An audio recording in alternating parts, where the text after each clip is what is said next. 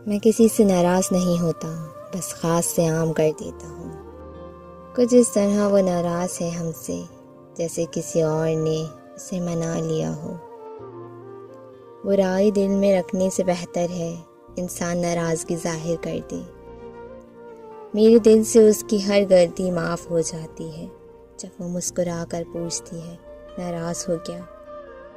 नाराज़गी को कुछ देर चुप रहकर मिटा दिया करो। गलतियों पर बात करने से रिश्ते उलझ जाते हैं।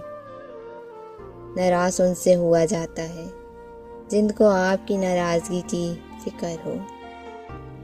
नाराज़गी भी एक बहुत ही खूबसूरत एहसास है जिसे इंसान दिल और दिमाग दोनों में बसा रखता है।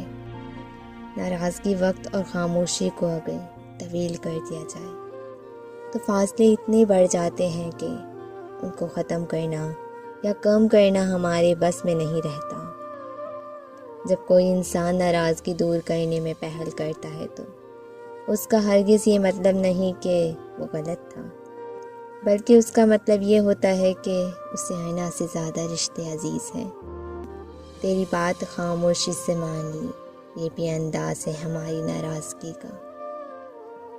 कभी किसी से इतना नाराज़ ना हो जाओ कि मनाने वाला हार मान ले और आप एक बेहतरीन दोस्त से महरूम हो जाओ।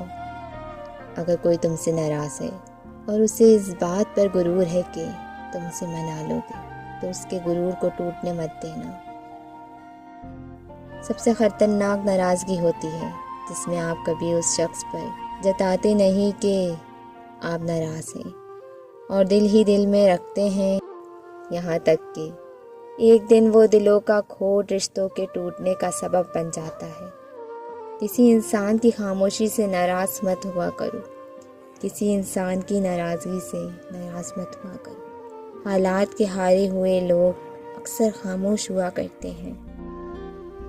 जब गुनाह के कामों में दिल लगना शुरू हो जाए तो ये इस बात की दलील है कि तुम्हारा रब तुमसे नाराज़ है। दिल को बड़ा रखो, दिमाग को ठंडा रखो, आवाज़ को मीठी रखो। फिर कोई नाराज़ हो तो कहना,